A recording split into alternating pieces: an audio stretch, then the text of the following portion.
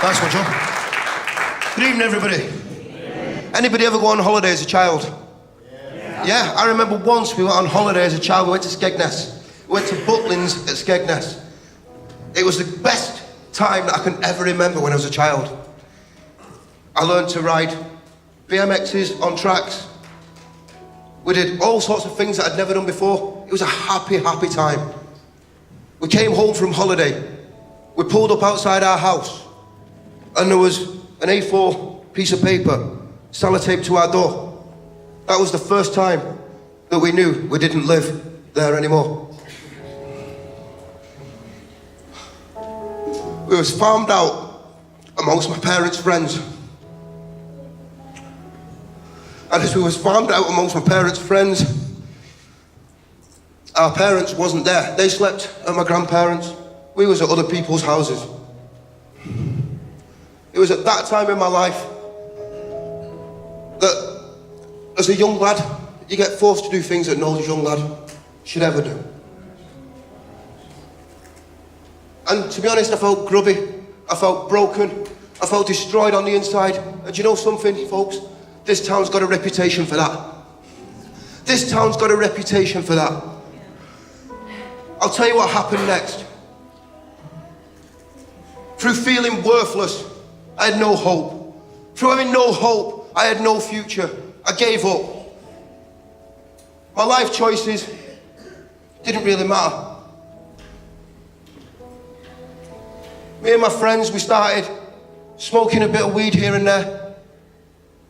We started to live the party lifestyle here and there. We started to go around to like warehouse parties, clubs, raves. The drugs stopped working as much as they should have done. So we started taking more. And when the more didn't work, we started taking them differently. I'm not proud to say it, but I actually injected myself to make myself feel better. Do you know something? I was walking through Falinge flats the other day, yesterday, and I looked up at this flat, and I thought, you know something, that's familiar. I looked up at this flat, and that was my flat. I used to live in that flat, and it brought to me something that happened in that flat.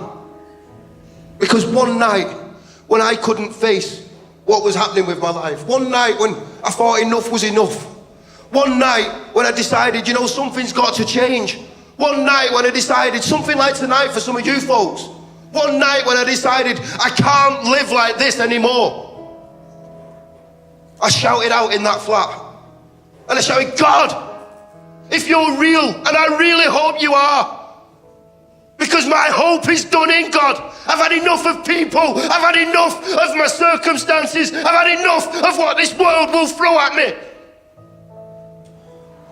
I said, God, if you're real, please make a difference in my life. Please, God, make a difference in my life.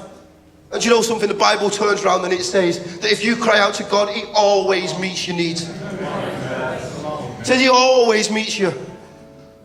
I tried knocking on that door of that flat yesterday.